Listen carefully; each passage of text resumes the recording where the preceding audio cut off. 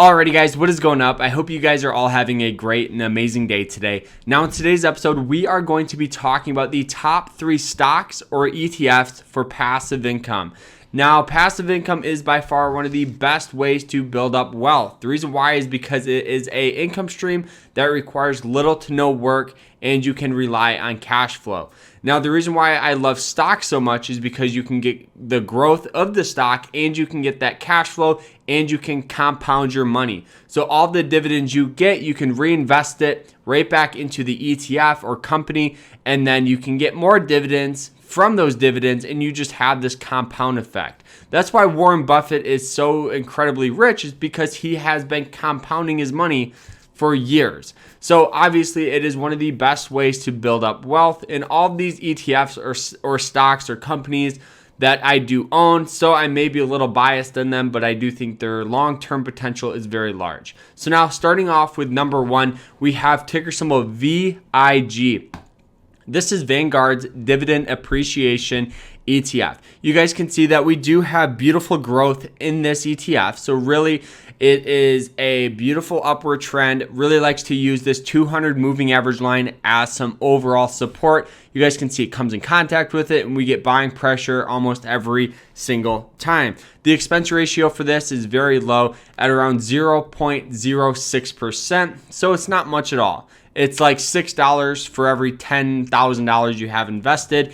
And obviously with the growth of that, it's going to outweigh all the expenses. You know, my little expense ratio rule is under 1%, and this falls way below it. Another reason why I love this ETF so much is because there is 212 holdings in it. So it's definitely spread out across really the entire market. And another thing is the risk level for this is very low. The reason why is because it has so many holdings that if a couple of them fall, a couple of them go up, it outweighs. Now, if the general market goes up, that's where you make the money. And you guys can see the general market definitely has gone up. Now you guys can see the 2008 crash in here, the 2020 recession, but definitely it's coming back up to high, so it does have some very strong growth. Now the average return for this is around 9% per year, and the dividend yield is around 1.7% and growing. That's the key part in growing, because you want something that is going to be continuing to increase their dividend payouts, so that's very good. But their top holdings is Walmart, Microsoft, and Procter & Gamble. So those top 3 are very good companies, have a long, reliable history of paying dividends. A couple of them are dividend aristocrats, which are great. Moving on to my second passive income stream is coming from Home Depot. The reason why I love Home Depot so much is because, one, this stock has outperformed all the major indexes for the past 10 years. You guys can see this beautiful growth in stock price. So you know that you're going to be getting some dividend payments and you're going to be getting growth. Those two things are key.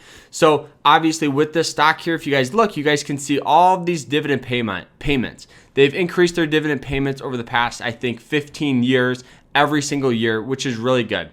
Also, right now they do pay around $6 per year, and that adds up very quick when you compound your money. Also, another thing here is that dividend yield is right around 2%, so that is pretty good. But obviously, Home Depot is one of the best stocks for growth and dividends. I do think this one carries a ton of long-term potential, and you can guarantee that cash flow coming in through those dividends, because look at this growth. Look at all of these. They've been increasing their dividend payments, which is actually very, very good here. Now, moving on to the final stock here is Costco. So you guys can see that Costco does have a very similar chart to Home Depot. You guys can see it has beautiful growth in this stock here. And obviously, just by looking at it, you can guarantee this stock has outperformed all of the major indexes. Very similar to Home Depot, that if history repeats itself, this is going to outperform it again. The stock is actually doing very well. It has very strong fundamentals, not a lot of debt, growing revenue, growing subscriber base with their wholesale stores. So that is very, very good. Now, getting on top of dividends. The dividend in this stock here is actually pretty low. It's just under 1%. And I know you might be saying, well, Carter, why would you talk about a stock that, doesn't even pay good cash flow? Because cash flow is king, not cash. Cash is not king. Cash flow is king. Carter, why would you recommend that? One, very similar to Home Depot, they've been increasing their dividend payouts. Okay, so that is great. Another thing here is they've been known to pay a special dividend.